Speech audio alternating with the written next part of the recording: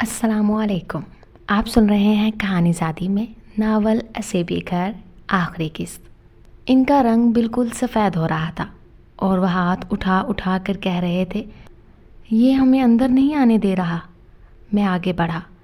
अम्मी, अब्बा और बहनें सब जमा हो गए। कौन मामू, कौन आगे बढ़ने नहीं दे रहा? मैंने हिम्मत करके आगे बढ़कर पूछा।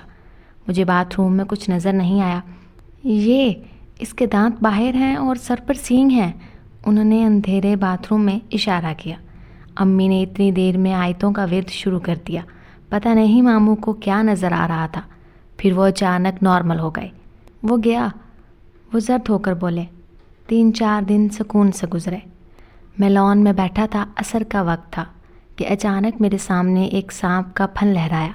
मैं खौफजदा होकर उठने लगा कि घास में से सांप निकल आया।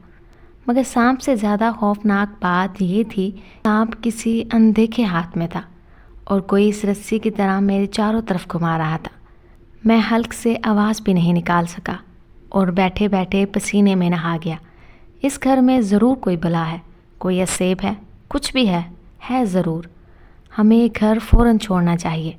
मैं सोच रहा था। अब्बा ने घर में दाखिल होते मुझे गुमसुम हालत में देखा तो इधर चले आए। अब्बा पर मेरी जूं ही नज़र पड़ी, मैं खौफ से चिल्लाया, अब्बा सांप कहाँ है? अब्बा समझे कि घास में सांप नज़र आ रहा है, मगर मैं खला में देख देख कर इशारे कर रहा था। अब्बा को वो सांप नज़र नहीं आ रहा था। फिर सांप गायब हो गया। मैंने खौफज़दा आवाज़ में कहा, अब्बा ये घर छोड़ दें, यहाँ कुछ है। खौफ से मुझे बुखार चढ़ गया। सब मेरे सरहाने जमा हो गए।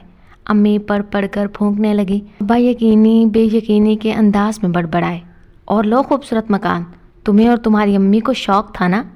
आज भी ऑफिस में एक आदमी ने बताया कि इस शहर में एक घर मौजूद है, मगर तुम लोग वहाँ क्यों जाने लगे? लगता था फिर मेरे सामने कोई सांप लहराने लगा। मैं बोला, नहीं अब्बा, हम चलेंगे। अम्मी और बहनें मेरे माथे पर भीगी पट्टियाँ रख रही थी। इनमें से कोई भी कुछ ना बोला। अम्मी तो बिल्कुल खामोश थी। बहुत जल्द हमने सामान पैक करना शुरू कर दिया। जिस दिन हम आखिरी कमरे का सामान पैक कर रहे थे, उस दिन गेट पर अम्मी को एक खातून मिली। इनके साथ इनका बेटा भी था। वो इस घर के सामने रुकना नहीं चाह रही थी।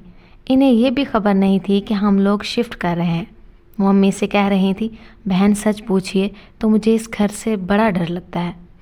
मेरा बेटा मुझे ज़बरदस्ती लाया है। ये कहता है खामखा इस घर को बदनाम किया हुआ है। चलकर देखें, 2 माह से लोग इस घर में मौजूद हैं, किसी को कुछ नहीं हुआ। क्यों? इस घर के बारे में क्या मशहूर है? मैंने पूछा। बेटा, इस घर में कभी कोई 1 हफ्ते से ज़्यादा नहीं टिका। हद तो ये है कि मकान मालिक भी नहीं रह सके। वो शहर में दूसरे घर में रहते हैं। बार बार लोगों को धोखे से घर किराए पर देते हैं। मगर ये घर असेब ज़द है। इसके साथ वाले प्लाट पे भी साया है। जो लोग ये घर बनवा रहे थे, 2-3 मज़दूरों की हलाकत के बाद अधूरा छोड़ गए। मेरा बेटा कहता है ये सब कहानियाँ हैं। मुझे ज़बरदस्ती आपसे मिलवाने ले आया, मगर मुझे तो अभी भी डर महसूस होता है। आपको डर नहीं लगता क्या? अम्मी अभी जवाब नहीं दे पाई थी कि छोटी बहन चीखती हुई बाहर निकली। अम्मी, सब नलकों से खून आ रहा है। अम्मी अंदर भागी। मैं भी अंदर आया। किचन के बेसन में खून भरा हुआ था। जो भी नलका खोलते पानी की बजाय खून आ रहा था। खौफ से सबका बुरा हाल था। हम लोगों ने उसी दिन खूबसूरत घर को खुदा हाफिज कह दिया। बाद में अम्मी ने बताया कि इनका फिर इरादा बदल गया था। उन्होंने अब्बू से कहा था कि किसी बुज़ुर्ग से हिसार खिंचवा लेते हैं, ऐसा घर फिर नहीं मिलेगा। मगर शायद इनके इस इरादे की खबर इस घर में रहने वाली मखलूक को भी हो गई थी, इसलिए सबको खून नज़र आया और हमने घर छोड़ दिया। उम्मीद करती हूँ कि आपको ये नावल अच्छा लगेगा। मज़ीद ऐसे नावल्स के लिए मुझे फॉलो करें।